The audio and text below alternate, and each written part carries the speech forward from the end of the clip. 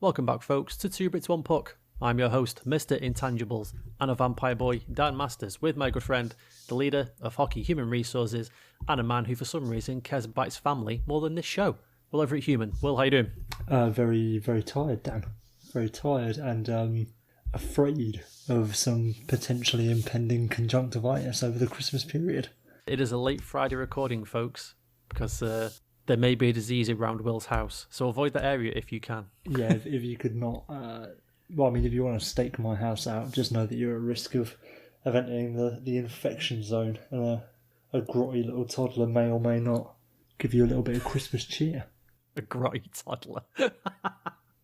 That's such a good description. It's true, when they get poorly, they're so grotty. It's so true. It's like, because they're tired and they feel ill and they don't understand it, so they get really angry, can't control their emotions and stuff. And, bless her, but... Let's go on to some hockey things. I do have a question of the week. I wanted to kind of get this out of the way. Go on. Before we get into the main body of the show. Mark Crawford will have returned from suspension in January, and the Blackhawks released a statement saying that after investigating what Mark had done in his past, they found that he was actually attending ongoing counselling for such matters. And Crawford then released his own statement apologising for everything that happened. It was obviously signed off with, and neither of us will have more comments to make at this time. We did some speculation last week, but my question more this week was, can people be rehabilitated? Do we give them a second chance? At what point do we cut them off? I don't know. Let's just get your thoughts on that. I think it's a weird one with the Crawford thing because it was sort of known about already, or at least, the style of coach that, no one was unaware that Mark Crawford is a bit of a dick, or had been a bit of a dick in the past, you know what I mean? And he's the only coach in this sort of spate of revealings about conduct who has actually shown any sort of remorse and tried to better themselves, like you say, attending counselling and stuff. And he said he's been working on himself for the past decade. Crikey, if that's not enough to, I don't know. It's a hard one. I think obviously it's really good what Crawford's done, and you are inclined to give him a second chance. What did Crawford do again? Remind me. It feels like it's been like 6 months since all that stuff. Oh, wasn't it? Wasn't it the physical abuse again? Physical abuse, yeah. Like he kicked Sean Avery, and Patrick O'Sullivan had mentioned something. Yeah, that was it. Yeah, he's already gone down that path, sort of thing, and shown notable steps have been taken to change his behaviour. Then what good is it going to do sacking him from the job now? A job that has nothing to do with it. I agree. I think there's a few things at play. It was long enough ago, not that time really matters, but it was long enough ago that you can say, well, he's been having counselling now for nearly 10 years, for whatever situation this is. So it's clear that he has shown remorse, and he showed remorse way back then. It wasn't just thrust upon him to show remorse. And I think that it's different to the Bill Peters thing, because Bill Peters didn't seem to give a shit and didn't even want to apologise to anybody in particular. He just sort of said, things happen, eh? What are you going to do? You get the Whereas sense Mark that Crawford's Bill Peters has got home from the day and was cursing Akeem Alou in all sorts of epithets that he's already known to be using. Like you say, Bill Peters showed absolutely no remorse, and like Crawford taking it upon himself rather than waiting to be caught is a massive thing. It's a massive thing. But it does beg the question, though. Like, can you? Oh God, it's such a grey area. Can you say it's hockey culture? I don't know. I would know to never do anything where somebody could accuse me of anything. I would never talk to people a certain way. I would never physically abuse them. I would never racially abuse them, because I know that's wrong. Whereas, like, can you let Crawford off because he's done that and then sought help for that? I don't know. It's a massive grey area. It's kind of my thoughts on it. There you go. It's a tricky one, but like we say, the Blackhawks and Crawford have seemed to put a nice tidy bow around it, which seems to be the now new hockey statement, which is, and I'll have nothing more to say on the matter, kind of thing. Yeah. Rather than getting out there in front of it with a no comment, I'll say as little as possible and then reinstate the fact that I'm not going to say anything else about it. It's a really hard one, isn't it? It's a really hard one. But like, you see it in criminal law and stuff like that. Like if an offender has shown that they've taken steps off their own back to improve and change their behaviour, then you tend to get a softer sentencing or whatever, don't you? Yeah, yeah. So I suppose it makes sense in real life too. But Strange one, though. All right, let's go on with the show. let's do it.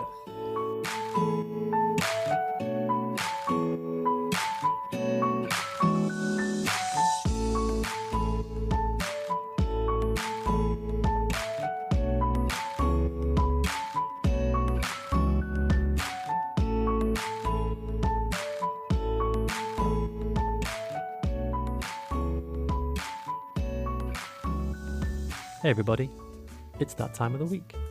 It is the Smooth Recap. Great financial news as the Boston Bruins become the 5th NHL franchise valued at $1 billion. With so many teams worth more than the combined GDP of some nations, we must remember to keep the salary cap as low as possible, as to not financially burden these poor owners. NHL rule pedantry has hit an all-time high as Ilya Labushkin is issued a penalty for playing without a helmet. Problem is, the helmet was forcibly removed by Van der Kane, who received no such reprimand. The 101st best player in NHL history scored his 400th goal this week. If only Evgeny Malkin had more to his name, like an Art Ross, or a Hart Trophy, or a Conn Smythe, or multiple Stanley Cups, he may have cracked the top 100 list. News from the terraces, St. Louis Blues fans were chanting "Kroenke sucks" after scoring an empty net goal against Stan's Colorado Avalanche. As a lifelong Arsenal fan, I have to agree. Even in the darkest days for the Red Wings, there are glimmers of hope. Former college basketball star Filip Hronek hits nothing but net, as he shoots the puck the entire length of the rink and into the goal, without ever touching the ice. In some unjust news, Patrick Kane has surpassed Sidney Crosby for the lead in points scored this decade. He's hoping a masked man can don the number 87 for the Penguins, and we can all agree to forget that Sid is still injured. I can't believe this has happened for the first time ever. Devastation in the Masters household, as the new go and Mr. Mount Rushmore Sidney Crosby drops into second place behind Patrick Kane in the decade scoring race, with no chance of reclaiming it. Antoine Roussel is peddling some socially acceptable xenophobia for anyone who will listen. Speaking on Montreal fans invading the Canucks arena, the Frenchman said, "It pisses me off the way they come into our building and feel like it's their home. It's our home. Get the hell out of here." Reports of players asking to be paid by the minute in the new CBA terrified noted organ thief and future street urchin Eugene Melnick, as Thomas Chabot logs 37 minutes and 50 seconds in an OT loss to the Tampa Bay Lightning. Jacob Markstrom has posted a 43-save shutout, while Roberto Luongo is no longer playing hockey. Glad we're finally able to label this trade from 6 years ago a success for the Canucks. And that was your Smooth Recap. Dude, episode 95, 96, Jeez and for the Louise. first time ever we crossed swords. Beautiful, absolutely beautiful. At least it was over a really outrageous thing to have happened, rather than just some mundane bullshit. I was gutted. I was saying no. Crosby has to lead the points for the decade. So, in theory, Patrick Kane is now the third best player in the history of the game. That's how it works, isn't it? No, but I'm quickly trying to think of a reason why, and I can't. Facts are facts. Nobody likes it, but yeah, well done, Patrick. Congratulations. It's fine though, because Crosby's got more points per game over that time, so I'm going to go with that method instead. I'm doing what everyone does. I'm choosing stats to fit my narrative, so I'm going to go with that instead. Forget points. It's points per game that matter. He's played infinitely more games under the number 87 than Patrick Kane has, so absolute leaps and bounds ahead of him in that category. I don't care. He's still the new GOAT of Mr. Mount Rushmore. I've copyrighted those names now, Will. I have to stick with it. I filed the copyright for him. Surely, George Washington is Mr. Mount Rushmore. No. No? No. Or maybe Jimmy Stewart. All right. Who is winning the cup? I've got a singular player winning the cup this week, Dan, and he's the only player who could possibly win the cup from now until the end of time. It's Andrei Svechnikov for his multiple lacrosse goals in crazy. As people have been saying, it's like the dam's burst. We never had one in the NHL Svechnikov has done 2 in a season. It's just mental. Like he's unlocked it. And now they're calling it the Svechnikov as well. They're not calling it the lacrosse goal anymore because he's done it twice. He now owns it. That's it. Wow, I think there's somebody else who'd like to lay claim to the lacrosse goal title, but we'll cover him a bit later, Dan. Fair enough. Winning the cup for me this week is the Toronto Maple Leafs, and in particular one Frederik Andersen. He is the fastest European goalie in history to get to 200 career wins. Jeez. And I know. And shout out a friend of the show, Paul Campbell, our goalie expert, who pointed this out. He's around a 920 save percentage on a team that's in and around the playoffs, where his backups are getting absolutely roasted. He is clearly their best player. If he's like just average up to this point, the Leafs are not even in contention. They're not even close. And he's so good. And I know it's an ongoing story, but if the Leafs had even like something close to a decent backup, they'd be so much better than they are now. Yeah, which is mental, really, isn't it? I can't believe the Leafs are still out of a playoff spot. It's insane, right? Oh, that's bonkers. And the other side of the story is as well is that at the moment Anderson is on a very team friendly deal. So like 5 million, isn't it? 5 mil flat. Yeah.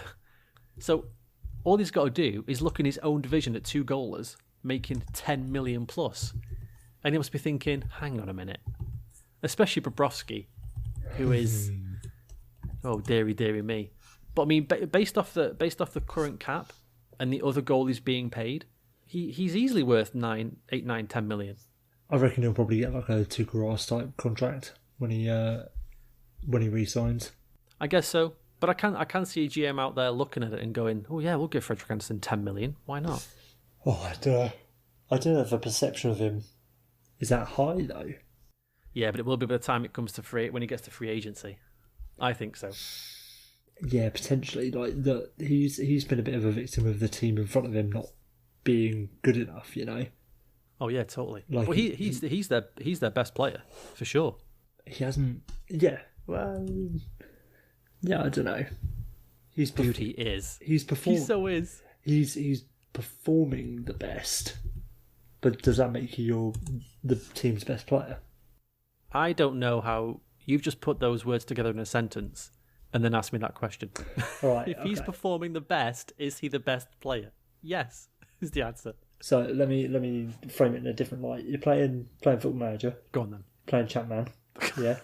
Chapman 2000, 2001. Yeah, Chapman 2012. So you got your team, yeah? You got your team. Say go on. I don't know, say you're Real Madrid. Yeah, old school Real Madrid. Zinedine Zidane is your best player, yeah? Yeah. But it turns out that Guti is shout out to Guti. Guti has got like, you know, over the last 10 games or over the season even, his form is like 9 out of 10, but Zidane's is like 8.2 out of 10. Doesn't mean that Zidane's not the best player on the team. It just means that Guti's playing the best.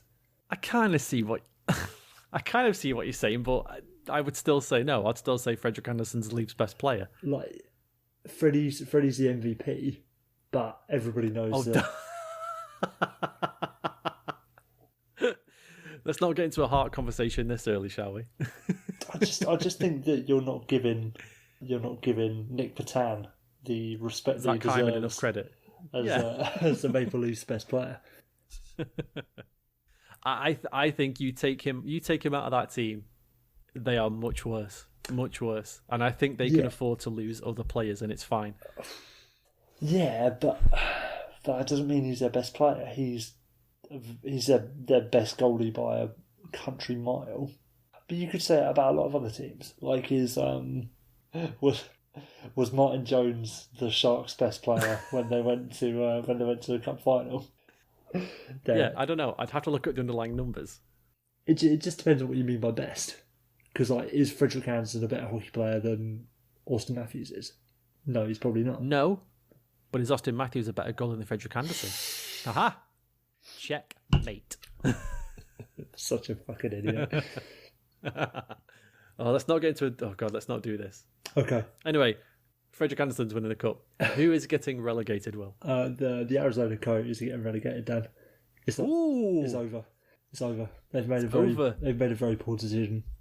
Damn, they've more breaking the lead here is what's happening. Yeah. Okay, we'll get into this in a bit then. Fair enough. It's over. They've made a very bad decision. Why would you trade for a player who has won more draft lotteries than he has playoff rounds and expect to win the cup? Just simple maths, mate. Okay, I'm gonna put that in my light bulb file, and we'll come back to that in a minute. Light bulb file.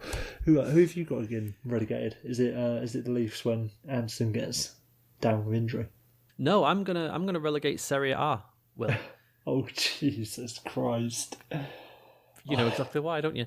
In the light, there's nothing wrong with this... what they've done. No, not at all. In the light of all this hockey news recently, some of it obviously pertaining to racism in the sport, Serie A, which is the Italian Premier League, basically, commissioned an artist to produce a piece of work for them to highlight the issues with racism in Italian football at the moment, which is rife. It is rife with it at the moment, and a lot more blatant than in hockey. You say at the moment, like, it's been this way. Well, yeah, true. Sorry, forever? yes. I mean, it's been this way for years, but yeah.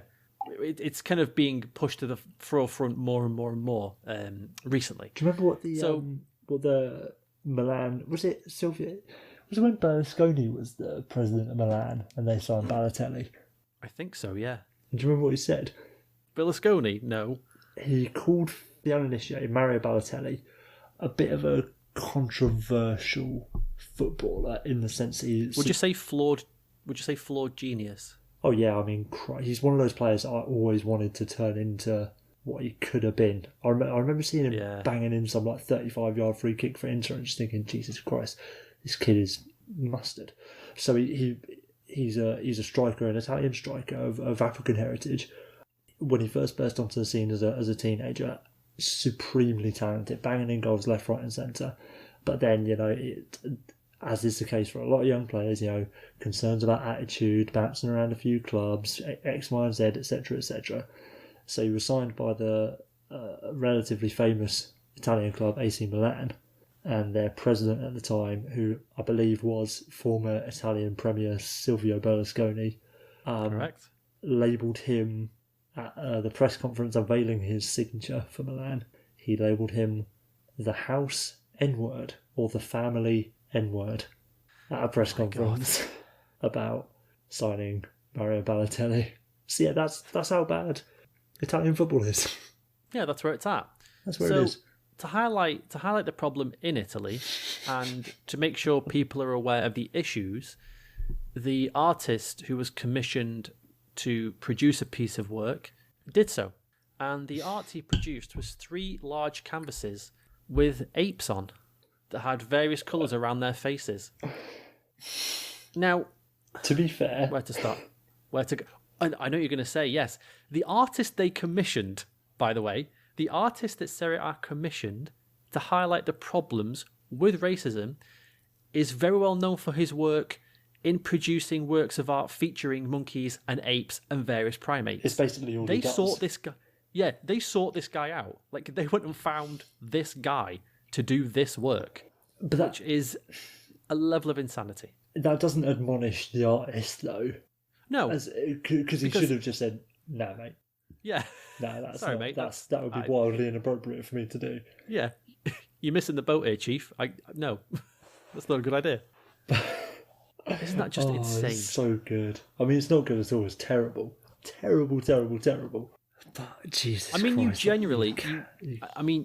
that's genuinely how to battle racism. Let's get some art produced. What should be on it? Here are the top 5 worst ideas. That's one of them. That's one of the worst ideas. And they went, oh yeah, we love it. That's great. I mean, Jesus, at least it wasn't, I don't know, minstrels or something. I was going to say, I mean, the next guy they're going to get is going to be some fucking Al Jolson historian or something. Then Serie A's going to throw their hands up in the air and go, what? We just can't, God, we can't do anything right, can we? We just can't do anything right. Damned if we do, damned if we don't. Wasn't there a thing about blackface being used in a similar way? How do you mean? I heard about it, and I think it was either Italy or in Brazil. It might not be Brazil, and I feel very bad if it's not Brazil, and I've just plucked them out of thin air. But like a team were getting a black player, and to try and, or there'd been a lot of racism or whatever at their at their ground. So the rest of the team blacked up to show solidarity. What's wrong with people? What's wrong with people? It's just so stupid. Look, me. Obviously, that's different to the whole Colorado Eagles thing with Akeem Alou, because it was sort of done with good intentions. That's just stupid and short-sighted rather than malicious, but it's still just ridiculous. And in some ways, I think the Serie A thing is short-sighted rather than malicious. Because if it's malicious, yes, I believe the Serie A thing is just rampant stupidity. Yeah, because rather than rampant maliciousness. If it's not, then it's just brazen malice. We'll show them we haven't got a problem with racism by doing pictures of apes. That'll learn them. That'll learn them. It's just we like this artist. Let's highlight the issue by doing this. I mean, yeah, it's dumb and stupid and fucking idiotic on a whole other level. But I agree. I don't think the Serie A thing was done with intent or maliciousness, but it's still fucking idiots. Just absolute fucking morons. Weapons grade stupidity, really, wasn't it? Yes. It was the WMDs of stupidity. Jesus fucking Christ. Because the advertising campaign is literally, look, these monkeys are football fans too. That's what it is. Fucking Christ. Which is so... It's like I don't know. It's like something out of a TV show, isn't it? I don't know. It's just, I can't even. Yeah, fucking... Let's just move on, because my brain's already getting frazzled. Yeah, I'm buzzing for this time next week when we're talking about more racism in Italian football. Oh, yeah, for sure. How many starters and scratches you got? I've got 1 starter and 3 scratches, a late entry to this scratch. Well, that's interesting, because I've got 3 starters and 1 scratch. So I guess it's reversed. That's a bit of a mirroring. Symmetry. Yeah, symmetry. That's exactly the word I was looking for. I'll drop 2 starters first then. So a big start this week goes to Tim Thomas, who was speaking at the USA Hockey Hall of Fame. We did talk about this the other week when he did a phone interview with somebody, but seeing him in the flesh and hearing him talk was a pointed reminder that nothing's always as it seems. And he was the butt of a joke. He was the butt of the joke for a long time because he disappeared and he just vanished, and jokes about him vanishing and being this Yeti type character and going off into the woods. And I don't know, he kind of became hockey fans' white whale. And when he was talking this week, he just said he had a severe concussion, and even watching hockey games was tough. He couldn't remember what he was doing that day. He couldn't decide what to even have for breakfast, and he really struggled. But it was good to see him out and about, and hopefully on the mend. Yeah, politics aside, you don't want to see a man struggling, especially after such a storied hockey career. Good to see he's alive and well and on the mend sort of thing. My second starter, the new GOAT, Mr. Mount Rushmore, Sidney Crosby, donated 87 sets of hockey gear this week to various places. So there's the Nova Scotia Black Youth Hockey Programme, the Hockey Nova Scotia Indigenous Female Hockey Programme, and the Nova Scotians New Canadians Hockey Programme. Very simple on this, but it is just Sid doing Sid things, which is nice. And someone pointed out the fact that he was donating to the New Canadians thing was that's a big thing. Like someone was saying, nobody thinks that Sid has opinions. This shows that he has opinions, and they seem to be the right ones. Good on you, Sid. He's the new GOAT. He must be great. How could he not be? We've got to stop saying GOAT because I just saw some video. I've seen this video of Jimmy Fallon and Lin-Manuel Miranda. I don't think he'll appear again this week. Good thing he's injured. My starter, Dan, is an incredible person who has achieved something monumental.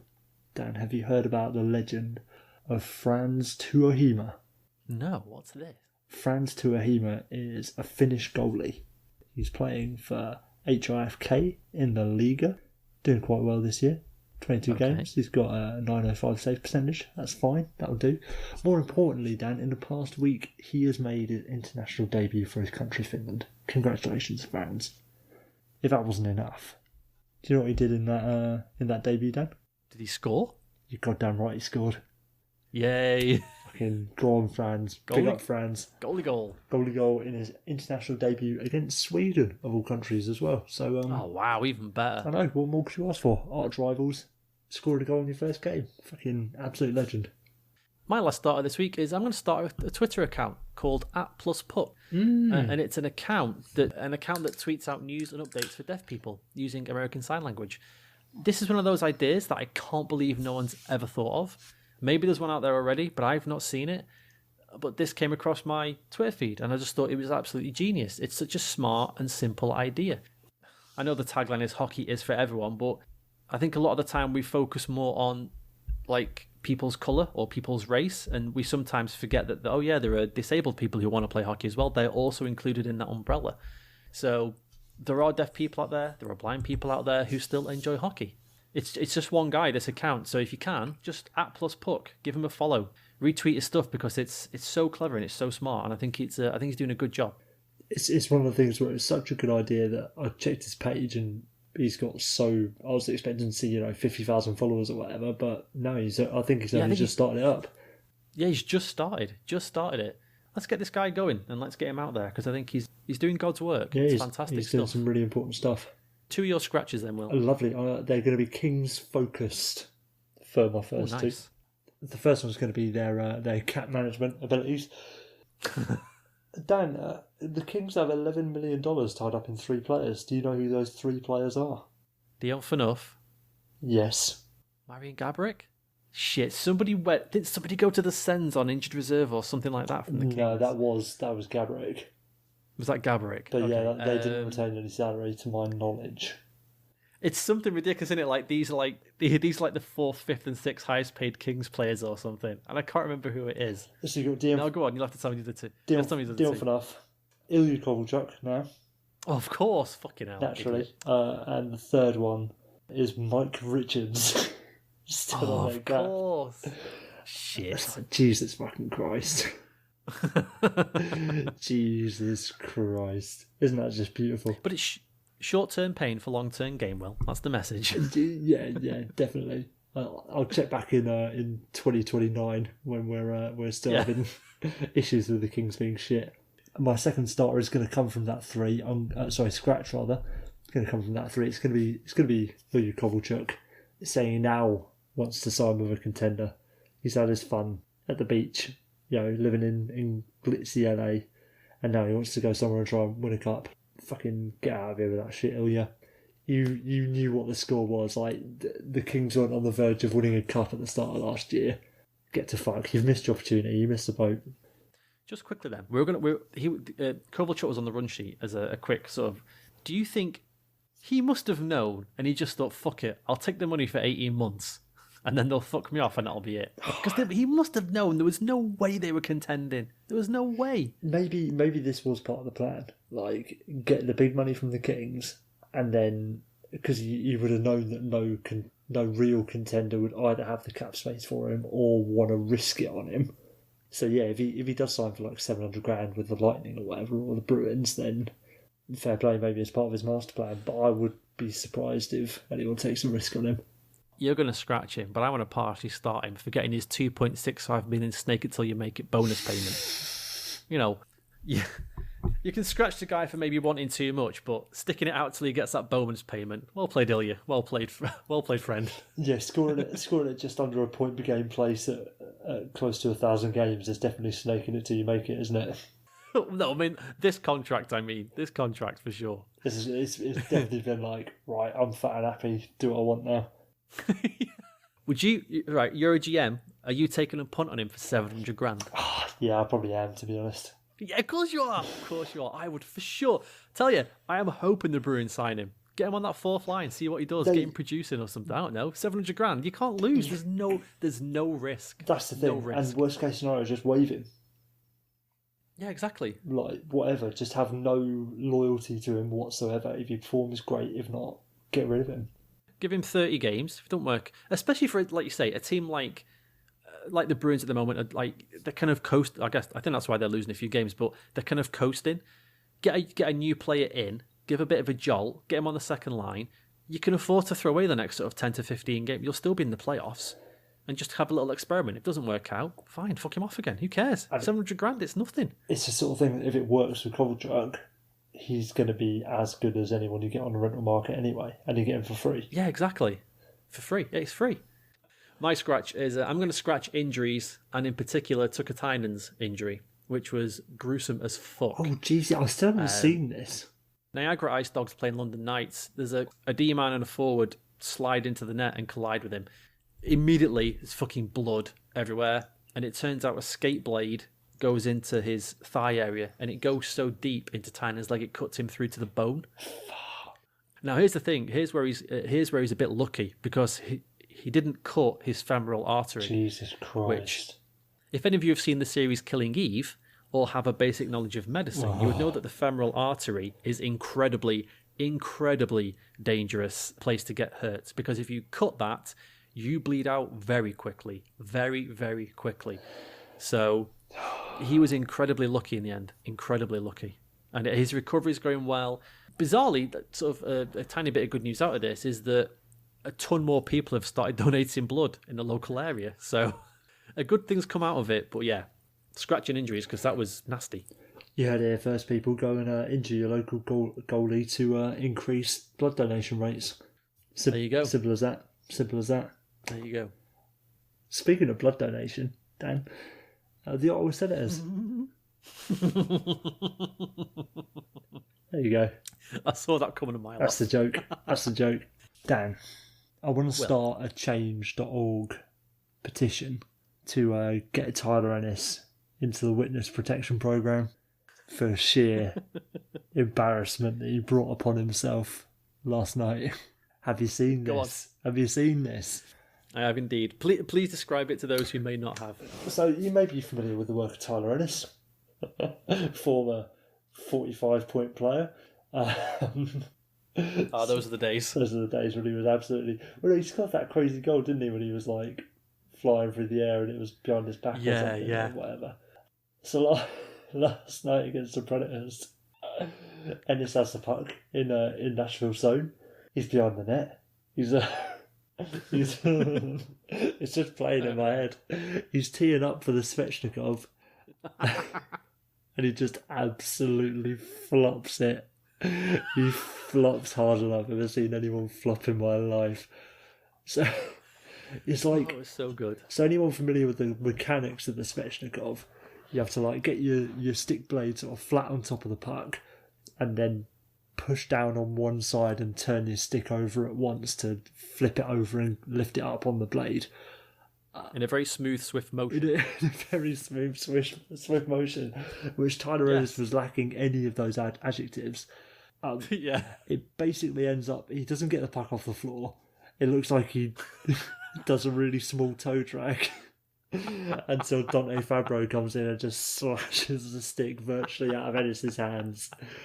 In what I deem to be a rather unnecessary move, because Ennis had already flopped. Like, it was over. It was finished. I think Dorian needs to waive him for his own good. Yeah, you might be right. You might be right. Fucking him. He needs to disappear for a bit, like Chris in The Sopranos. Just go into hiding for a bit and then come back later when the drama's died down a bit. Just embarrassing. Oh dear. Fantastic. Okay. All right then, so before we get to part 2 of our talk with Jason, we are on Spotify, iTunes, Google Podcasts, YouTube, and certain Judas Priest songs if you play them backwards. And hey, you there, yes, you, why not give us a free Christmas present and throw a cheeky review on iTunes and a 5-star rating so I and Will could call you a ledge. Second part of a new with Jason Paul from Wave Intel. This week we discuss being a Habs fan and working for a Bruins-led website, why certain teams book analytics, and discuss Jason's new player versus model and some other things we thought you could put on a versus model. Here he is, Jason Paul. The other thing I learned when I read this book as well was something called the skill paradox, which I've written about before, and I'm going to write about it again, I think, very soon. Basically, the theory there is that the gap between the best players and the bottom players is getting narrower and narrower. Right. Mm-hmm. So 20 years ago, I don't know if you're watching, I was listening to the podcast about Merrill Lemieux you guys had a couple weeks ago. And don't open that can of worms again, Jason. Jeez Louise. You guys got to stand by my takes. Delete that podcast. No, I'm joking. Merrill Lemieux was one of my favorite players of all time because he was just this unicorn kind of amazing. He was not in shape. The guy had cancer at one point. He could not even tie up his skates, but yet he could produce at a crazy level, right? Anyway, back in the 80s or the 90s, to illustrate the skill gap point, the gap was much, much larger back then. So matchups were very, very important, right? So a coach you could play the whole game and, it's 1-1, it's 2-1, it's 3-3, and you're not really coaching very hard, but all of a sudden it's 4-3 for the other team, and you're the Pittsburgh Penguins. That's all you need to do is make sure Lemieux gets on against the fourth line, and he's going to score, because the gap, the top players were so much better than the bottom players back then. Now that gap is so tight that the game is actually becoming even more random, because skill could overcome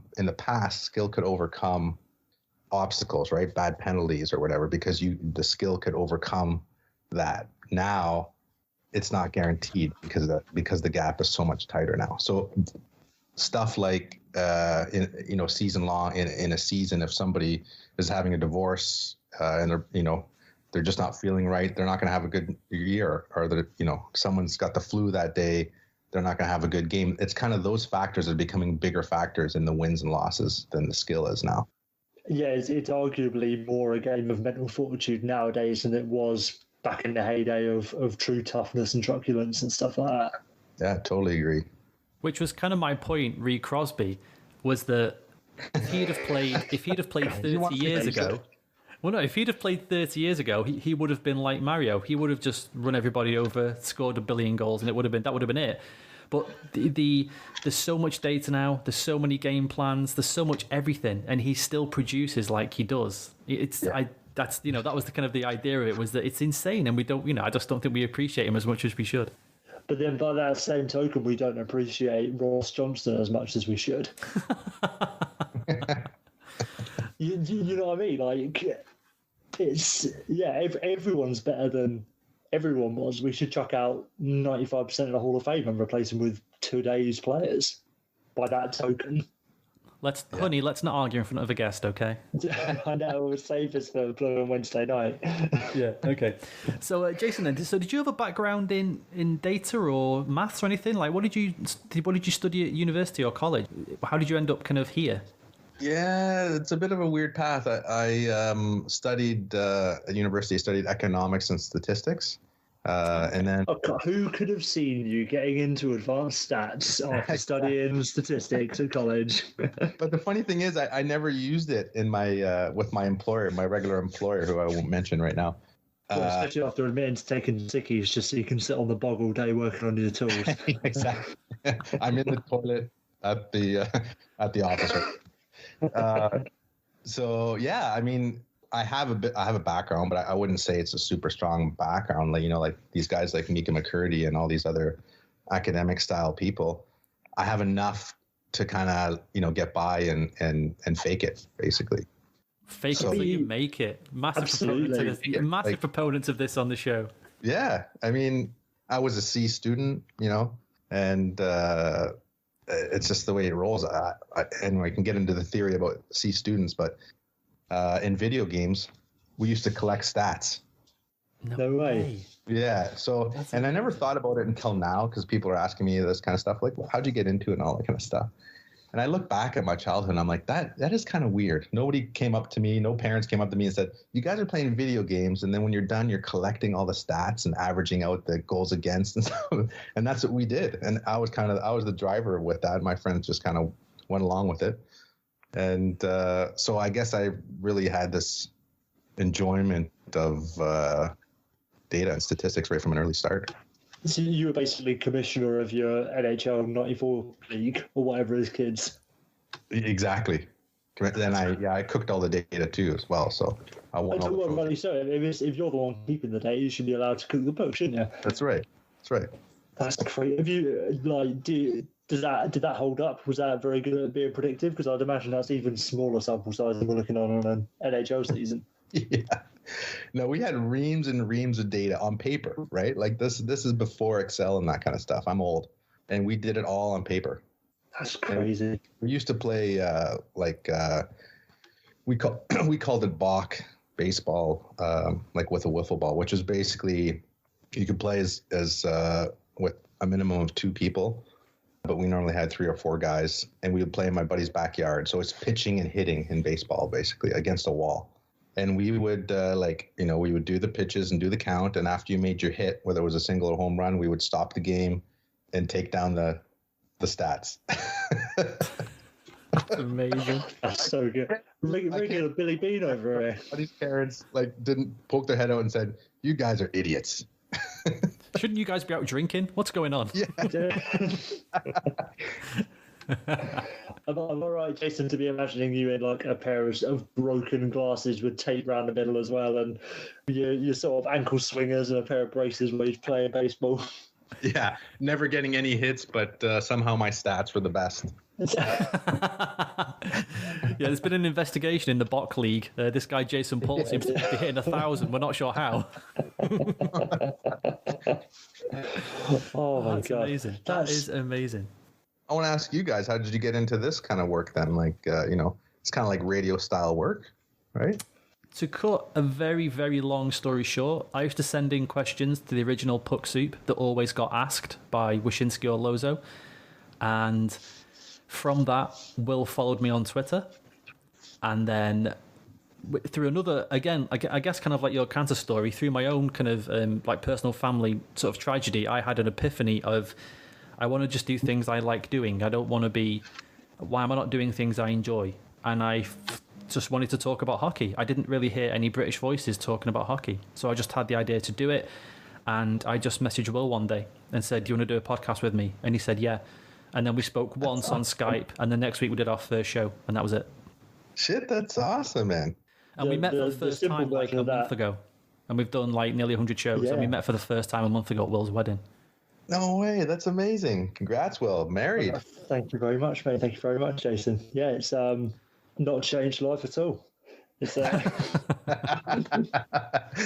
Oh man, that's great. No, I love the story, man. Same as you. It's just two blokes who have an affinity for chatting shit that came together hockey, through the world's greatest sport. Yeah. That's great. The same with you is, I guess, kind of faking it till you make it. But I mean, I'm a Steve Dangle fan. I think he is very knowledgeable, and he does know his stuff. But he tweeted out a picture of his first ever show, and it was in a professional studio. And I was like, that was your first ever show? Me and Will, we still record in our spare bedroom, in our living room. We'll sometimes have I'll sometimes put a blanket over to try and mask the noise. I do tons of work in Audacity that I've had to just self-learn. Why does this sound terrible? Some of our early shows just had this awful fuzzing on. I didn't know about how to take out background noise, all that kind of thing. And the same as you, I've just found shortcuts. I've found ways to try and make it sound better and be better. And thank God Will's here, because he, like I always say, he's the brains of the outfit. That's great. I love that story, man. I mean, it's like you guys have heard of the lean business model. Yep. It's just do it. Yeah. Make mistakes, correct them. It's better to just start doing it rather than plan and think, put stuff on paper for 6 months or a year. Just keep doing it. It's great. And I totally believe that if you love it and you keep going, you're going to, 6 months, 2 years, 3 years is going to pass, and you look around and you're like, wow, shit, I've been doing it for a while. And other people have kind of fallen off, and then you're kind of near the top of the mountain kind of thing. Definitely. I think that goes more now, more today than ever before, sort of thing. You just have to get out there and do it. The old phrase of, the best time was to start was yesterday or 5 years ago, whatever the second best is now. Like you say, just get out there, do it. And we have so many tools and platforms to do this sort of thing in a very DIY sense that, if you want to do it, do it. You're not going to get anywhere by thinking about it, like you say, Jason. You got to do it, but then you have to keep your wife happy. Yeah. Wife being happy first, and then doing whatever you want second. Never do a podcast in the red zone. Now Jason, with interviews and things like that, it's real tricky with time zones and all that kind of thing. Because obviously we record one night, and both of our wives work funny schedules as well. So my wife's the manager of a large not a department store, like an outdoor kind of clothing store, I guess you would call it. But it's absolutely humongous. So she's always under pressure. So she will 2 nights a week work till 9 o'clock at night. And Will's wife does the same. I think she works, is it 3 or 4 nights a week, Will, where she works late or overnight? Yeah, it depends. It varies each week, but yeah, the average of 3 nights a week she'll do an evening shift. So not only does our schedule have to match up, now we have to try and match up with people in another country, in another time zone. It's it's absolutely insane. Yeah, but when it works, it's glorious.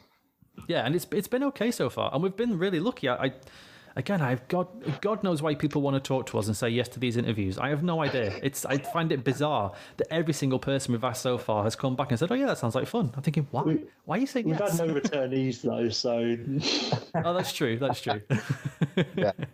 Well, it's like Will says, right? It's the environment for all this underground stuff to succeed is there now. Like in 20, 30 years ago, it was just all these big companies that could do it. Radio shows or data tools. Now we can all do it, and there's this really wicked underground people that exist, right? And the audience exists. Punk rock. It's great. Yourself. Yeah. I know. I don't think I've ranted about this on a show before, but all the big companies now are putting out podcasts, and I know Ray Ferraro and Darren Drager do one. But I'm just like, why would you listen to that? I'd like nothing against those guys. They're obviously being told to do it by the company that pays them, but I just think well, you just have another coach on or another player on talking about the same old things. Like, who cares? I want to get people. I wanted to get people on who are on like you and Micah and Meredith Foster, like people who are kind of almost on the periphery. But yeah. You know what I mean? Like, I just that stuff's already out there for 1 billion people. You just watch Hockey Night in Canada if you want to hear a coach talk or a player talk. You don't need another podcast doing that. So that was kind of why I wanted to get people like you on as well. Awesome. That's great. All right, here's something I've got to ask you. A burning question. So you're a Habs fan. Yes. And you're providing data for Boston Hockey Now, right? Yeah. Yes. Here's my question, Jason. What are you playing at here? What's the long game? What's going on? There's some kind of infiltration here? A scam? Scamola? What's the story? Because as a Bruins fan, I need to know what's happening. Yeah, well, I'm trying to devalue some of the Bruins players. Of course. As you should. I don't blame you, by the way. So I'm trying to make it a little bit more of an even playing field for the Canadian and the American teams there. It's a little bit lopsided, right? It is a bit ridiculous. How did that come about? How did that come about then? Well, I mean, I made these tools, right? Or I made this. The Versus was the big tool, and I had plans. I got something. I'm going to kick it out to you guys actually pretty soon. A player version of Versus, which is oh man, it's awesome. It's going to be. I kind of already have the shell built, and I got the data all in there, and I've been I find myself just playing with it for like a half hour. Half hour passes, and I'm just comparing players and stuff. It's great. So anyway, I've got these tools, and I don't really know. My wife keeps asking me, so what's your end game? And I'm like, I just taking it slow and, trying to learn things and develop things. But I kind of, this year, I wanted to write and do some more analysis so that I can use my tools and also get, a little bit more credibility, right? So Jimmy Murphy from Boston Hockey Now, and he does a bunch of other media stuff. He contacted me and asked me if I wanted to do some analytics work for him. And I was like, yeah, sure, let's do it. So he's super easygoing editor and manager. So it's a really good match made in heaven. I'll write stuff and send it to him. He's like, yeah, it sounds great. Even though I'm like, I've got all these negative articles about the Bruins. Oh, they need to do this. They need to do that. It's kind of funny, but he loves it. So that's how that came about. And then literally after two or three articles that I did for them, I got contacted by the hockey writers, and they asked me if I wanted to do stuff for the Habs, writing about the Habs. And I was like, wow, shit. I'm like, fuck, I don't want to be doing all, like, going back to your point, like, when do you find time to do this stuff? But I'm like, it's got to be easy to write about the Habs. Since I'm a huge Habs fan, I can just do that in my sleep, right? So I said, sure, I'll do it. And what I found out about those guys is they're super, which is great. They're a big writing community, but their editors are super serious, and which is good as well. But I find I send articles in and they send it back and you need to change that. I don't like that tone. And I was like, oh shit. So I end up spending a lot of time on these ones. Anyway, make a long story short, my game here is I kind of just want to use my tools and do a little bit of more analytical work so that I have a bit more meet when I'm tweeting and stuff.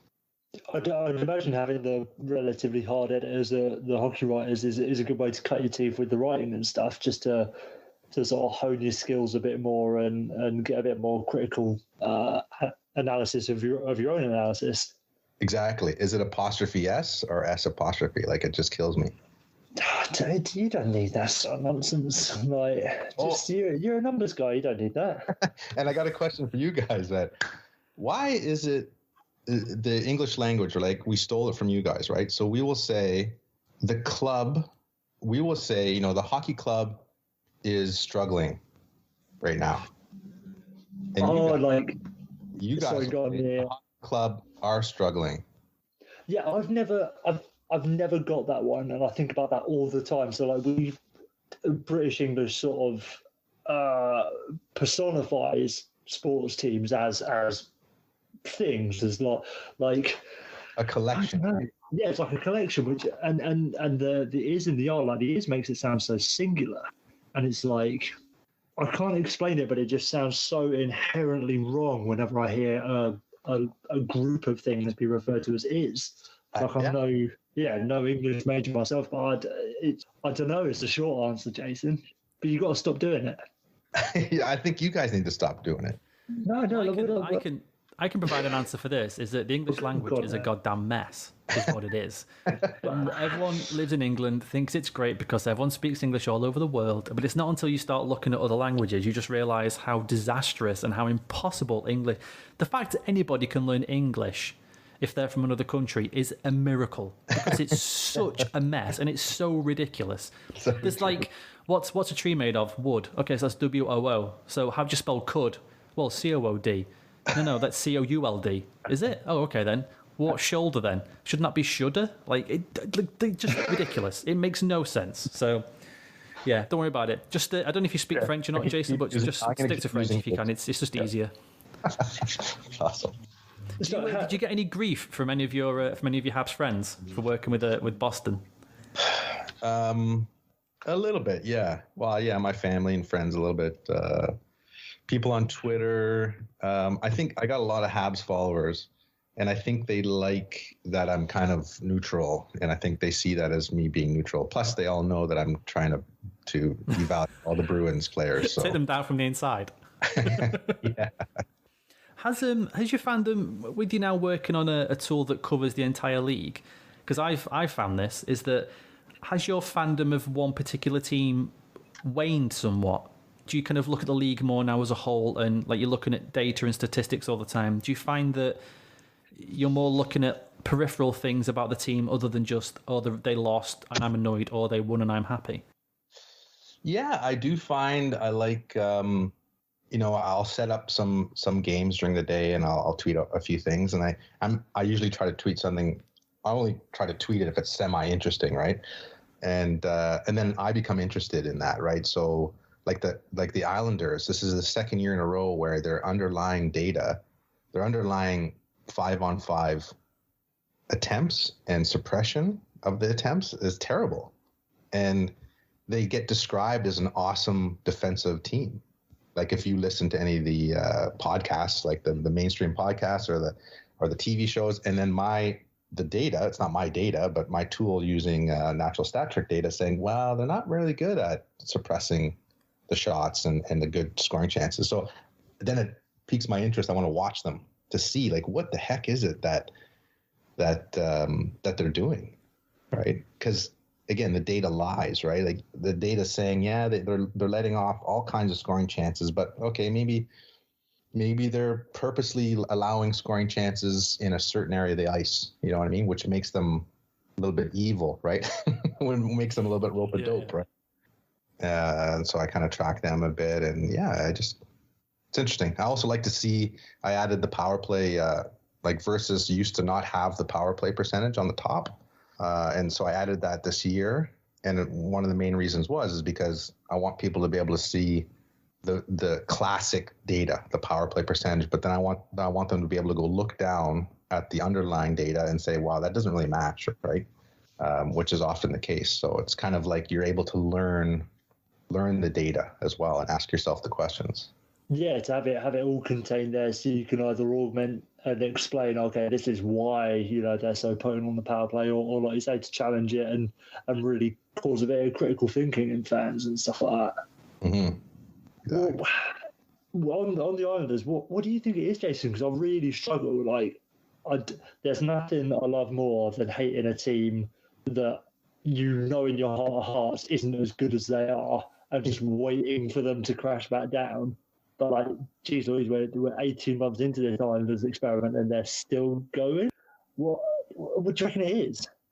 Well, I think the data probably doesn't lie too much in the sense that it shows that their PDO with their luck meter, which is basically their shooting percentage and their save percentage, is super high, right? Yeah.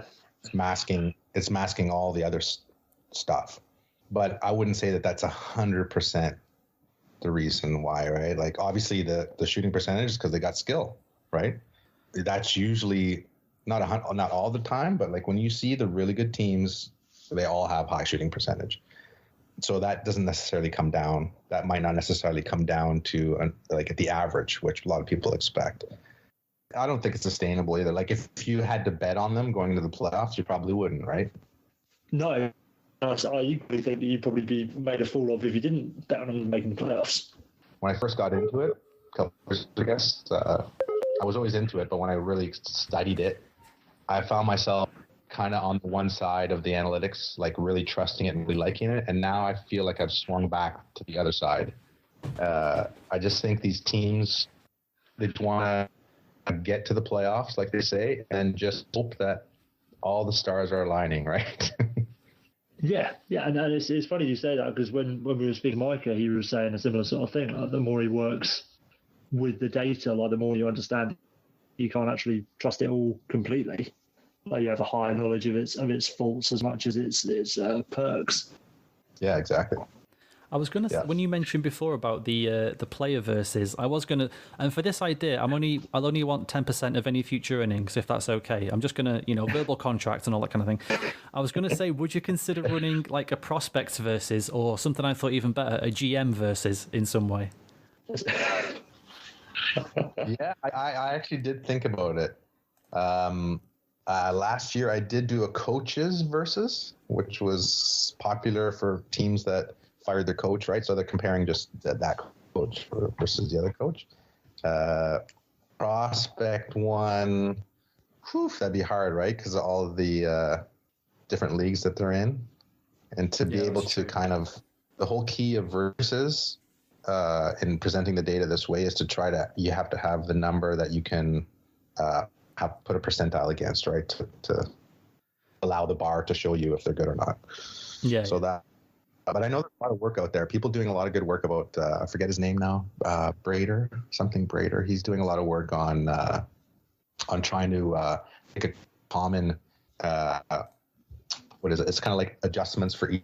Is he the guy who's throwing out the stuff with like star probability and your D+1 and stuff like that? Yeah. I think NHLE or something like that, he calls it. Yeah, that sounds about right. Those are really interesting, especially when you can look back on like Mark Stone and Johnny Gaudreau and players that are a bit more fringe that have turned into these massive stars, and just see the sort of evolution of a prospect into where they've become now. Yeah, exactly. Cool. There's tons of cool stuff out there, right? Yeah, definitely. And as has been the theme of this entire conversation, like, people are out there doing it, which means you get more interesting tools and graphics and data and anecdotes or whatever, or more interesting people talking about that sort of thing. And it's a wonderful time to be alive. It is great. I mean, I'm working with one of my data science buddies, and we're working on a metric to analyze or to put a value on basically how a defenseman is, like, it's like almost like a quarterback rating, right, for defensemen. So, ooh, that's good. Yeah, so we're kind of doing this work for it's potentially going to go to some NHL teams as part of this. It's like a bit of a contest kind of thing. Oh, jeez. Yeah, and we were sitting here the other night. We're like, we're so excited about how we've come up with this concept, and we're like, wait a minute, if we just go give it to these guys, they're just going to steal it, right? It's like, Yes. you kind of sign our lives away when you say that you're going to present it to these people, right? And you know, my wife is here too, and we were talking about it. They're like, well, what's your alternative, right? Like, our alternative is to throw it out there on Twitter, on the internet, and people are going to be like, yeah, whatever. It might get semi-popular, but you kind of need backing for things to get out there as well, right? At a high level, right? A major level. I mean, yeah, you've got to take the risk, like exactly. I think it's usually like a film pitch. Say you were into screenwriting and stuff, and you had a film pitch for Warner Bros. or Lionsgate or whoever, and you've got a meeting. Well, you're not going to go to that meeting just in case they lie to your face and say they don't like it, and then make the film next year, sort of thing. Yeah, exactly. Take that risk, Jason. Come on. Yeah. No, I know. And again, that's what we said. We're like, we still got to do it. Like, it's, you know. So yeah. So hopefully that works out. Well, I'll let you guys know how it goes. And then Definitely do, man. Good luck with that. Fantastic. All right, one last question from me. Maybe putting you on the spot a little bit, but if you could put life data of some kind into a versus sheet, what would you like to see? If it was you versus your best friend or you versus your wife, like what would you put on that versus sheet for life? Yeah. Oh, that's a good question, man. I don't know. Mine's definitely expected time on the toilet, like man versus woman.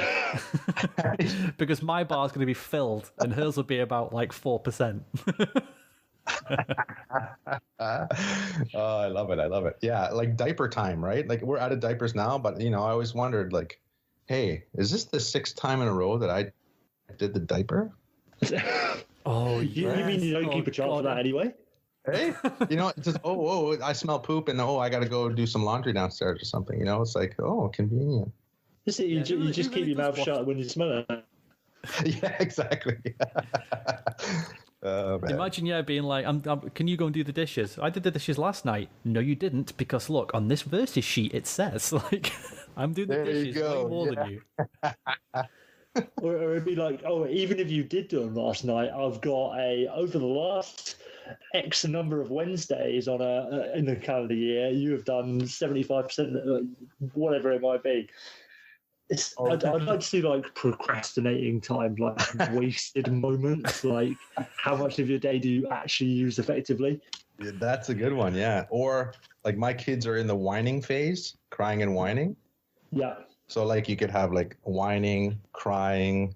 How many times you say mommy, mommy, mommy, daddy, daddy, daddy? Like, oh man, shit, that'd be some good data.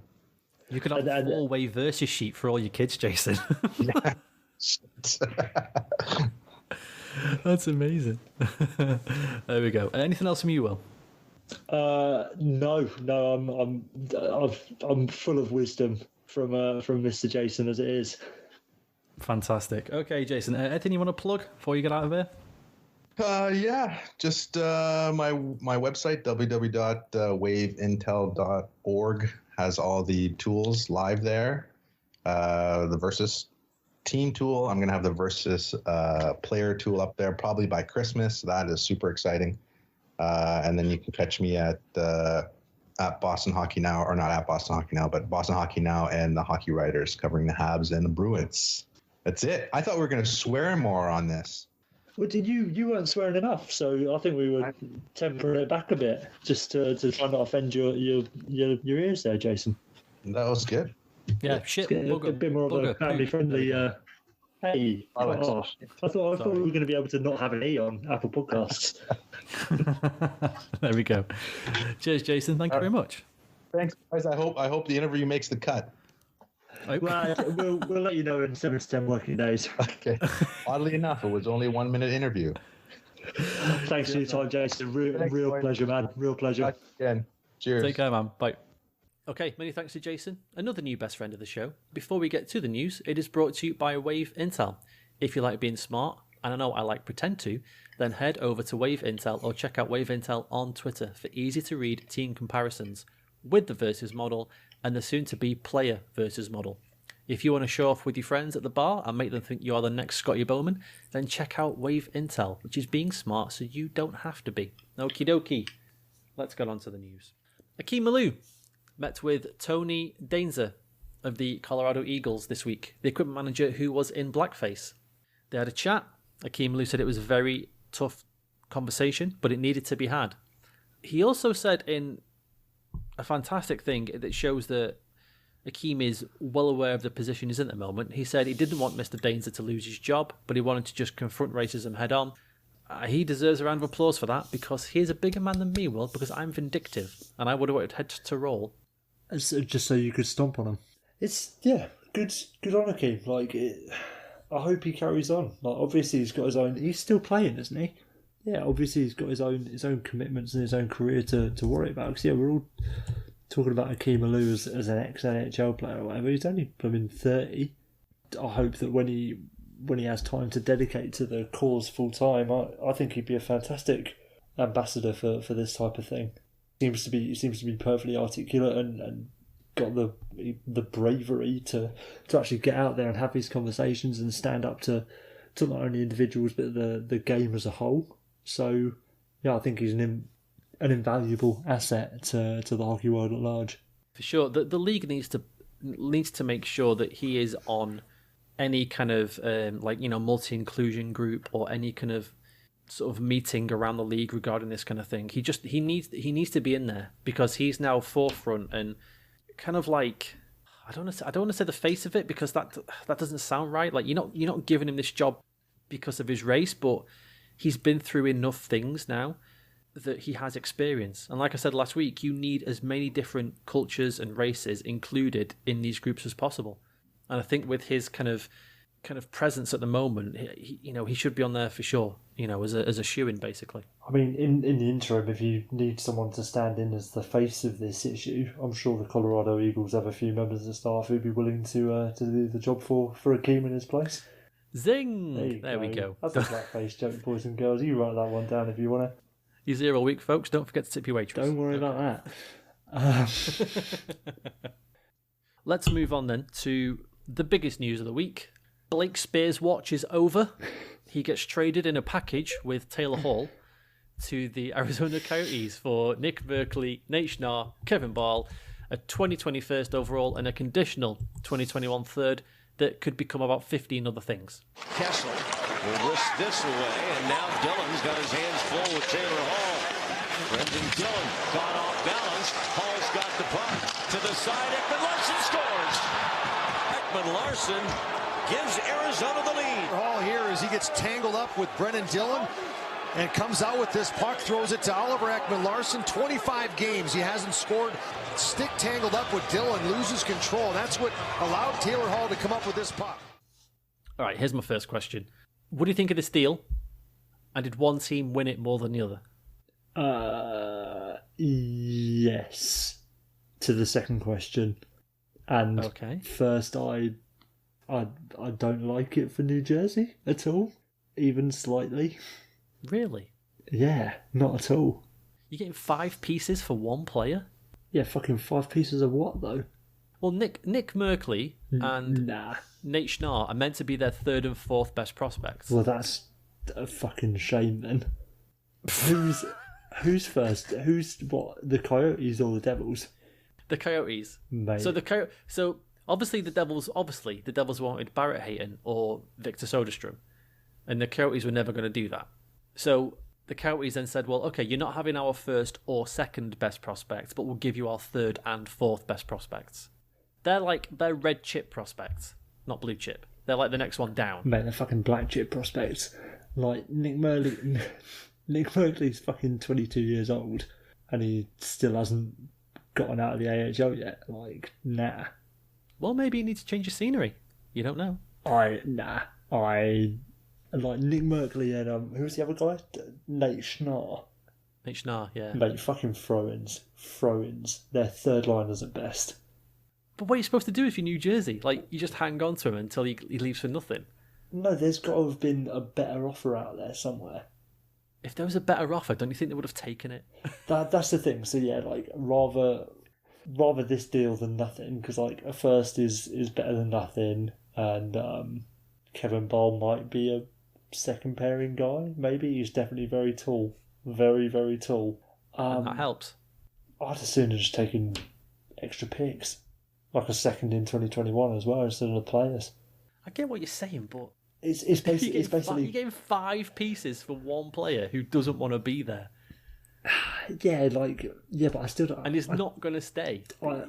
He's not going to stay. I just reckon you probably could have got a better single if you just gone pick some one prospect. You could have gotten a better prospect from somebody else. Like we said last week, though, I just think other teams might have looked at it and thought, well, we're not going to give you our blue. We're just not going to give up our blue chip prospect. We're just not.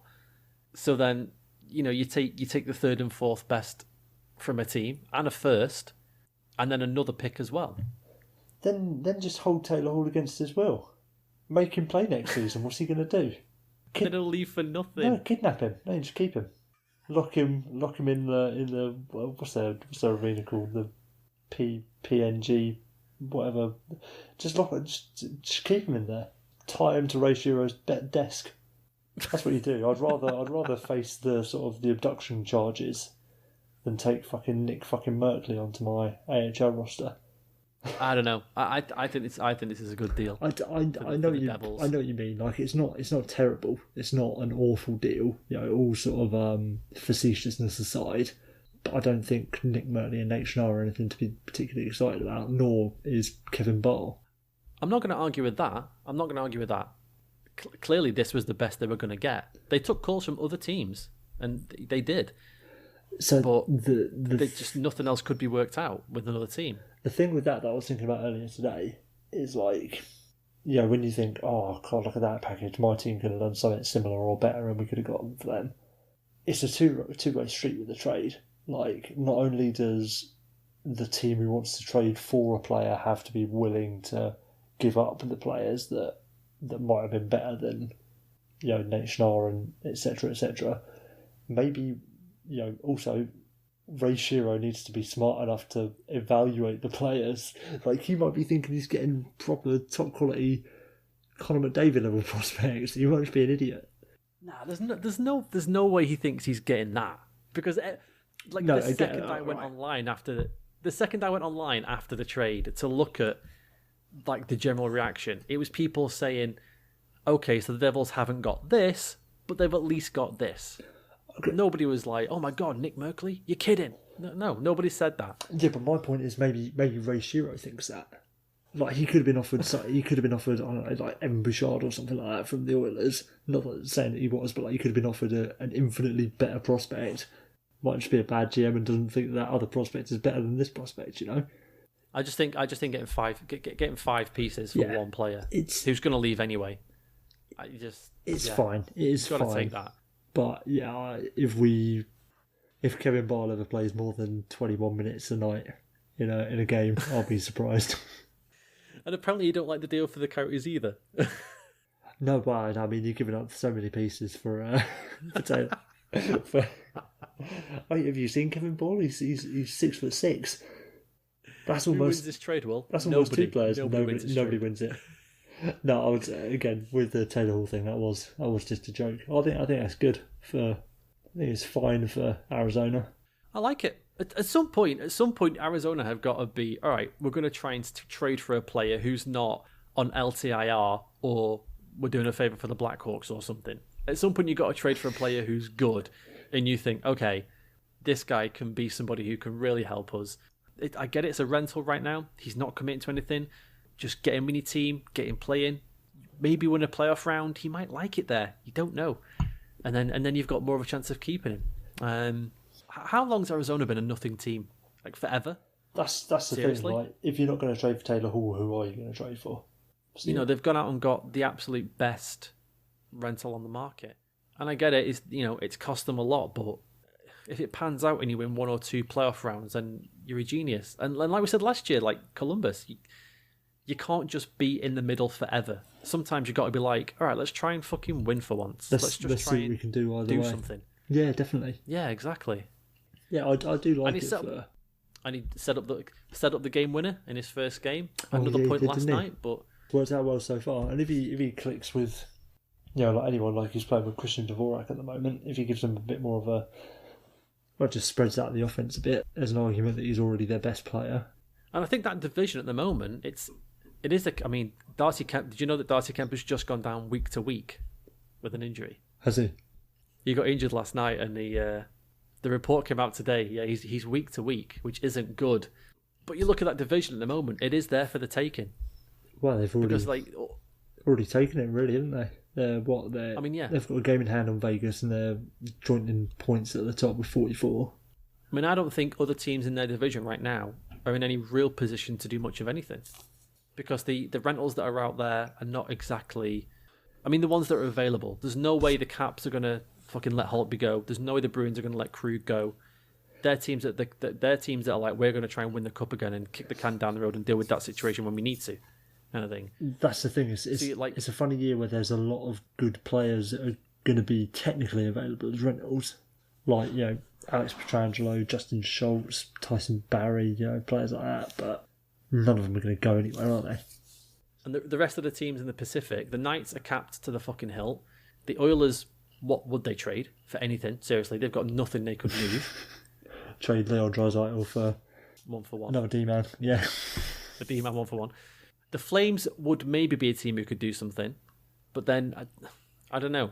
Like, Jeff Ward's come in and doing a decent job. Maybe they want to just leave it and not trade anything away. Yeah. They seem to have figured it out a little bit.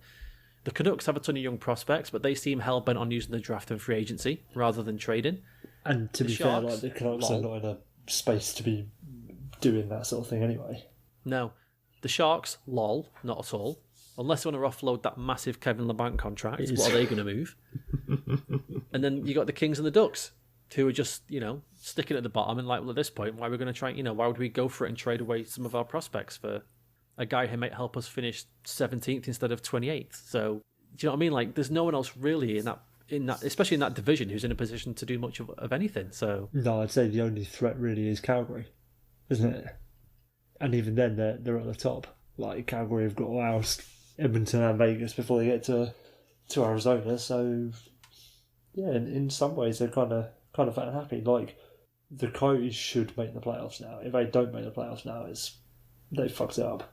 Yeah, oh yeah, completely. If they're top of their division and they add the best rental on the market, a former Hart winner. If they don't make it now, I mean, that's it. Just demolish a stadium, everything. Call it a day. Raise the city of Glendale is over. Pretend there wasn't even a team anymore. Just, it never happened. We all have to go through the Men in Black, memory wipe thing. Erase them from history. Yeah, exactly. So, but it was a good trade. And there you go. You see, how many times have we said trades in the NHL are impossible? Well, they're not impossible. You just have to have something willing to give something up and make it work. They're not impossible. You just have to make them. Last thing on this was, I think we talked about Ryan O'Reilly last year and how at the time it seemed like, yeah, you know what, 4 pieces for one player. Yeah, I can see why it's happened. I can see why the Sabres have done it. And he's now playing and he ends up being the Conn Smythe runner, and it works out the absolute best trade in the world that the Blues could ever have hoped for. So, I mean, you've got to have that kind of thing in the back of your mind. Okay, this can work sometimes, and you can have a good player who takes you over that tipping point. And that's what worries me about it from the Devils' point of view, because you look at how what Buffalo have really come away with from that Ryan O'Reilly trade. Sure, they got a lot of bits, but that's about it. Yeah, I can see what you're saying. If you're the Devils as well, you can't risk. I mean, Christ. I mean, wouldn't it just be Devils-like for this season if Taylor Hall's healthily scratched from games so he doesn't get injured and then falls down the stairs or something and tears his ACL? No, he's not going anywhere, and you're fucked. You've got to pull the trigger and pull it quite quickly as soon as you get a ton of offers in. Okay, what I forgot? Right, this one. Just get it done because I'm just terrified just in case kind of thing. You know what I mean? Yeah, before the offers start getting worse. Yeah, exactly. And the longer it goes, the worse the offers get. Well, he's not played now for a month. What do you think I'm going to give you? You know what I mean? Yeah. At some point you just got to get him done and get him gone. Definitely. So after being told he doesn't know how to play, Anthony Duclair certainly does know how to play, as he became the first Ottawa Senator in history to score a hat-trick with an OT winner. And he did it against the team who traded him, and the coach said he didn't know how to play. Oh, well, I could have eaten it. It was so good. I don't think he knows how to play. I don't. I just think he thinks he can go do whatever the hell he wants on the ice. You can't do it in the National Hockey League.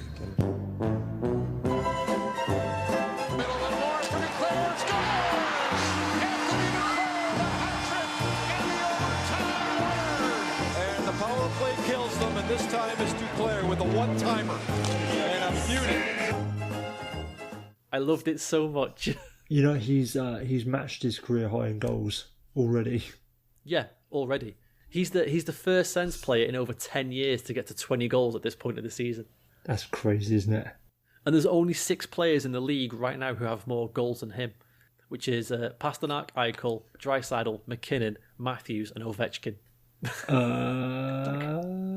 No, and Sebastian Aho as well. He has more goals? 21. Or the same goals? That's what I'm seeing. I'm seeing 21. Shit. Damn it. You might be My research you might is- be 12 hours out of date with your data, unfortunately. Yeah, I'll talk to the research team. I'll crack some heads, see what they're playing at. Yeah, he's only ninth in AHL goal scoring. God For damn. shame, which just shows how little he knows about the game of hockey, really. That's It's crazy, and he's still young. He's still 24. So, He's 24. He's 24. I don't necessarily think this is the breakout of Anthony Duclair becoming like an 80-point player or anything like that, but good on You him. never know. You never know. That's why hockey's fucking crazy. You never know, do you? Yeah, this could be it. This could be it for him. But he's got like the lowest, like a minuscule number of assists compared to those around him. Who cares? Who cares about assists? It's all about goals, baby. Oh, it's just interesting though, That's what isn't it? Like you look down the list, you see like Pasternak's got 50 points, like Eichel's got 50, McDavid's got 59, and then Duclair's got like 20 goals and 8 assists. Absolute Brandon Peary. Well, he's a pure shooter, dude. He's a pure shooter. Pure He's, shooter. Yeah, he's a sniper of the highest order. It's good to see. It really is. And like you say, to do it against Columbus, it's just magnifique. Chef's kiss for sure. Congratulations. Long may it continue. I hope he does have a breakout and become elite. He was always a good pickup on the old NHL games. Yeah, absolutely. All right, so say he carries on. How many goals has he got? 20. All right, say he gets to 40 goals. RFA at the end of the year, currently making 1.65 million. I'll have to double check on the stat team on this one, but the stats team told me that the 10 players around him in goals in the league, the average salary for those 10 players is $8.3 million. So if he gets to 40 goals, what do you think he's getting next year? Let me just do my maths really quickly. Oh, for God's sake. I've got to work it out. Because I want to give you an accurate assessment of how much I think he deserves based on his performance. All right. He should get. We assuming that he carries on with the same assist level as well. So it's 40 goals and 16 assists. All right, yeah, let's go with that. Yeah, 40 goals, 16 assists. I'm going to give him 1 year and $1.5 million. No way. Based on, now hear me out. So last year, Go on. in 82 games, Kevin LeBanc scored 17 goals and had 39 assists for 56 points, which would be the same. So we're giving Duclair an extra $500,000 because goals are very important. Oh, I dear. think that's fair. It's more than fair. I wonder if Kevin LeBanc knows how much he's fucked up the entire league by doing that, what he did. What an absolute scab. That's the word I'm looking for. Scab. He's a scab. Now, all jokes aside, I think you give him like 1 year, $5 million, and just say, right, here's some money, Anthony. Do it again, and then we'll talk. Or even one year. Wasn't that what Carlson? Wasn't that what William Carlson? Yeah, got? Bill Did he get Carlson 1 year did at that, I 5.5 think, didn't or- he? Yeah. Yeah. Give him the Bill Carlson deal. I think that's fair. Is that what you give him, or? I was thinking, like 1 year, 4 million, something like Yeah, that. 'cause you But can't- yeah, just come You can't give do him it again. You can't just give him like an 8-year contract. 8 by 9. Yeah, well, he's 40 goal scorer now. It's a fair point. Yeah, what did Line get? Yeah. Wild Bill got 1 year 5.25, and young Paddy Fortnite McGee is on 2 years 6.75. See, you can't give him that much because he hasn't. No. That's Line A's at least been consistent. Yeah, that's crazy though, isn't it? Like 3-time 30 goal scorer, 1-time 40 goal scorer. It's like a little show me contract. Absolutely crazy. Yeah, I'd give him 1 year 5, 1 year 6, just to be as you want to reward the kid for banging in the goals, but yeah, you can't, because I think you'd be happy as a Senators fan if he settles in as a 40-point player. Oh yeah, for sure. If he settles in as like maybe a 20 and 20 kind of player, then you'd be absolutely laughing. He was talking as well that he sort of credited this kind of little mini resurgence to a couple of things. Is that one, he doesn't feel so under pressure in Ottawa. He feels like if he made a mistake in other places, he'd just get benched for the rest of the night. And he said that the coaches in Ottawa said they would trust him with more ice time as long as he puts the work in. And if you made a mistake, it didn't matter. Just go out next shift, rectify your mistake, play better the next time. And the second thing he said that he thought he was too slow on the ice, so he hired a former sprinter to help him with running, which it seems like, makes sense. I get it, it's bizarre, but like you would think like, yeah, that actually seems like a sensible thing to do. If you feel like you're slow and need to be faster, find somebody whose job is to be fast and just get them to teach you how to be fast. Yeah, I mean, it makes sense, like similar sort of mechanics, I suppose, but I don't know, traditionally you hire like a skating coach to help you skate, not a running coach, but I mean, proves but then I assume they've already got those, haven't they? Every club has a skating coach now. You don't need that. Like, you need that little secret extra something, maybe. Secret sauce. Secret sauce, exactly, secret sauce. But it's good. Anthony Duclair, yeah, he knows how to play hockey well. Debatable. I've got it on good authority that he doesn't, so we'll wait and see. Yeah, I've got it on good authority from an NHL head coach. He's not very good at hockey. Yeah, this is it. And who else can you trust apart from NHL head coaches on the subject of NHL hockey? Last thing is a little kind of a little discussion, a little wondering I had with the jobs that, and I thought about these three coaches because of injuries to key players and off-season kind of worries and things like that. So with the job that Paul Maurice, Mike Sullivan, and Jared Bednar have done this season, does it show how good coaches they are, or does it just show how much parity there is in the league? Or does it show how well their GMs have done? Well, like in the case of, I don't know if I'd lump Bednar in with. Actually, no, in fact, he's had quite a few injuries, hasn't he? They had loads of injuries, yeah. I put this, God, I mean, Dmitry Filipovich put out a tweet about 3 weeks ago, and you should have seen the list of injuries the Avs have had this year so far. It is ridiculous. You wouldn't believe it until you saw it. It's crazy. They're in like an entire team of injuries. Yeah, I think. Is it an argument, or is it part of the old weak link, strong link debate? Is the NHL a weak link sport or a strong link sport? Yeah. Because, like the Avalanche, for example, they've had injuries, but they've always had Nate McKinnon. And for the majority of the time, they've had Kyle McCarr. And even when McCarr's been down, they've had Renton back, haven't they? So, and then again with the Penguins, like they've always had Malkin when they've not had Sid, correct? Yeah, or they've had Sid when they've not had Malkin. Say again, sorry? Or they've had Sid when they've not had Malkin. Yeah, exactly. And then, the only exception to that rule is Paul Maurice, who, he's had Josh Morrissey for most of it. Yeah, the Jets just don't make any sense whatsoever. I like, because it's not even strictly an injury thing with the Jets. Like, they just have not assembled an NHL quality decor. And yet it doesn't seem to be a problem. I was thinking, when I first thought about this, I was purely thinking about injuries, and I just thought, hang on a minute, I've got to include the Jets in this because they might as well have a series of injuries anyway. Yeah, exactly. And they have had, they've got 5 players on injured reserve, which I'm not saying it's their best players, but I mean their defensive core is Josh Morrissey, Neil Pionk, Nathan Bulow, Carl Dahlstrom, Tucker Pullman, Lucas Spiza, and Anthony Pt2. Like, I mean, that's insane. Yeah, it's not really on, is it? And considering what they had last season.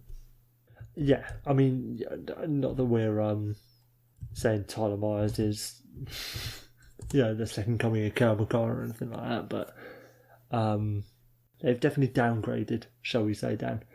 And I just don't know what to say about it, because it just doesn't make any sense whatsoever, does it? It doesn't make any sense. They should be it much doesn't worse make any than this. sense. I think I'd lean towards the parity argument, because if there wasn't parity in the league, then these teams would be getting exposed. like an insane amount. But yeah, take the NBA for example. You got the Golden State Warriors. They've lost a couple of players, and then they've lost the rest of their players to injury. Oh, but granted, that's a greater proportion of your roster that you lose into injury, but it's affected them so badly that they've gone from being an absolute juggernaut to being, as far as I'm aware, bottom of the league. So I think it is a parity thing, for better or for worse. What do you think it is? I was going to say though, on the other side though, you look at a team like Nashville, who have got all the players, but we're like Nashville or Minnesota even. Nashville are way lower than everyone thought they would be, but Minnesota are way higher than everyone thought they would be. I mean, that has to be. It can't just be parity in the league, right? It has to be the way that the rosters are formed. Or I know we talked about this with Jason Paul either this week or last week, but the gap between the best and the worst is, aside from teams who are actively tanking, like the Red Wings, is actually way smaller than it's ever been. Yeah, like Neil Pionk is basically does a coach, as good as Conor McDavid. Yeah, exactly. And that's why Conor McDavid's nowhere near Sidney Crosby or Mario Lemieux, but that's another story. But is it a case in Nashville, for example, where Peter Laviolette's been there for a while and now his messages are just not working? The players he's got are he's run out of ideas almost to get this team to keep going. Whereas you've got a new coach like Jeff Ward in Calgary, for example, or Sheldon Keefe in Toronto, where a new coach comes in and suddenly the team starts to look better and play better because it's a new message. I don't know, but I think there is something to the coach inside. There has to be something to the coach inside of it, like more than people think. Definitely. Like coaching is voodoo, and I don't really understand. I don't think anyone can truly say they understand how much of an effect it has. Because as we've said before, you don't know what happens. You can't fully evaluate a coach's performance because you don't see everything you do. Yeah, true. Any given NHL player, you can go back and watch all of their NHL shifts. You can see exactly what they do on the ice, their decision making. Obviously, you can't get into the sort of the minute what they're actually thinking, but you can judge how they impact the results and how they affect the results of their on ice performance. Whereas with a coach, 90% of their job is behind a curtain, really, isn't it? But with Peter Laviolette and Nashville, though, like the thing with that is I just don't think the Predators roster is that good. Like they've got a good decor and their goalie's good, but that forward core is a lot of names, and that's it. If you ask me, like it's a team of second and third liners. But they should be better than they are, right? I don't know. I don't think so. You're not sure? I agree with you. I agree with you about the forward core. I agree it's not... At the start of the season, everyone's raving about it, and I think we both said, well, I'm not too sure, really. I don't know about that there, Chief. Yeah, I'm not convinced about that centre depth, but they should certainly be better than they are. Where, I'm trying to think where they're sitting. They're not bottom of the Central, are they? I'm just they are waiting. Second bottom. Oh, what, ahead of Chicago? Ahead of Chicago, yeah. You are correct. But that said, they've still got 38 points. So that's like an element of parity in itself. If they win their games in hand on Minnesota, they're level with the Jets. So... Yeah, exactly.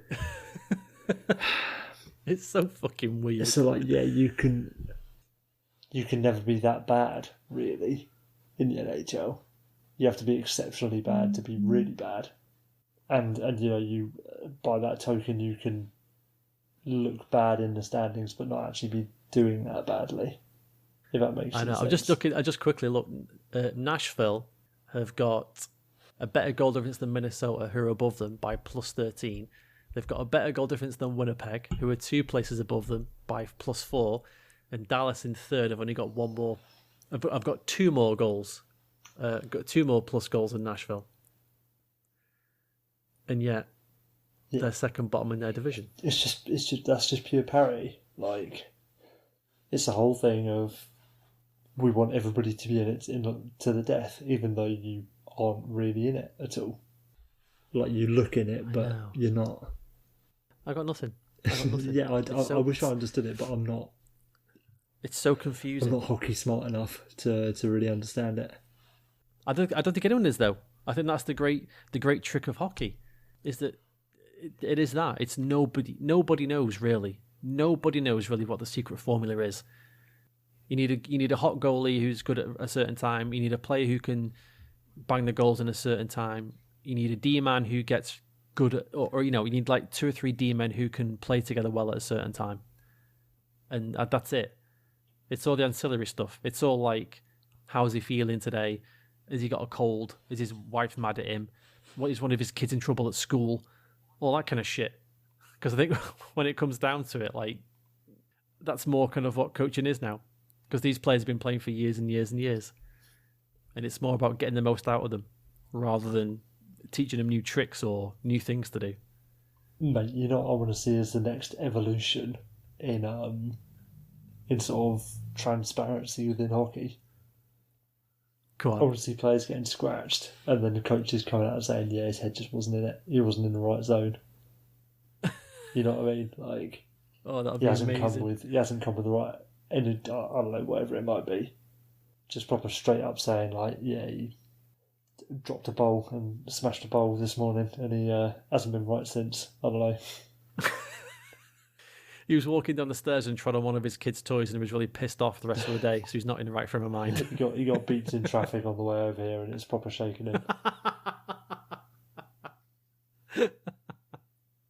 He trod on a Lego. His day's ruined. He's not playing. Yeah. Out week to week with. That's what lower body injuries are, aren't they?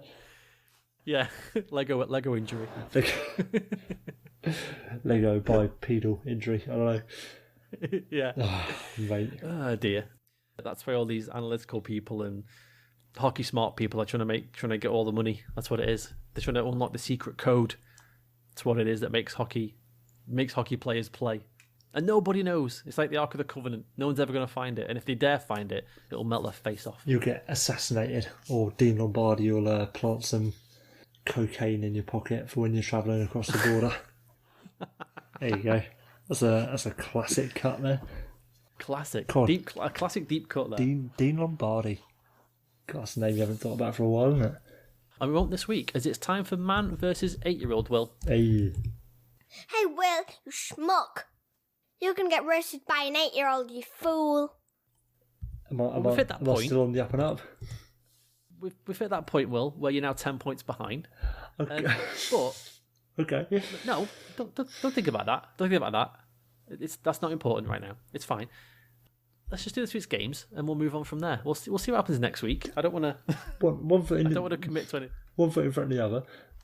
Yeah, I don't want to commit to anything now. But yeah, Flyers Sabres. Flyers because Jack Eichel's injured. Avs Hurricanes. Hurricanes. Wait, was that Avs or Habs? Avs Avalanche. Yeah, Hurricanes. Hurricanes. Canucks Golden Knights. Golden Knights. Rangers Maple Leafs. Leafs. Stars Flames. Go on, the Stars. Go on, Stars. Go on, the Stars. Just for clarity this week, Georgia went Flyers, Hurricanes, Canucks, Rangers, and Stars. There you go. Can't believe I'm 10 points behind. Who would have known my daughter was so smart? Not me, that's for sure. All right, anyway. That's our show. Late one this week, folks. Family things, you know how it is. As I mentioned before, we do this for free and because we love you. So, there we are. Oh, mate. Will, any last words? I do have some last words this week, Dan. All right. So you get 200-foot players, yeah? Yeah. Yeah, your Patrice Bergerons, your Jonathan Taveses, your Mark Stoneses.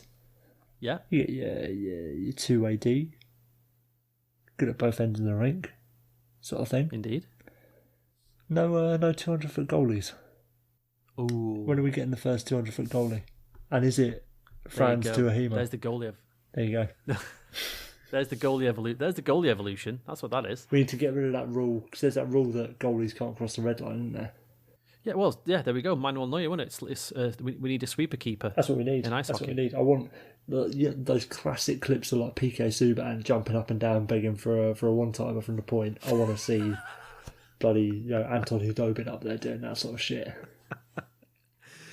Just like smacking his paddle on the floor. Give it to me, pass it to me. He just like roofs it top cheese. They've literally got possession, Anton. Get back in your fucking net. Alrighty, there we go. Take care, folks. We'll see you later. Peace.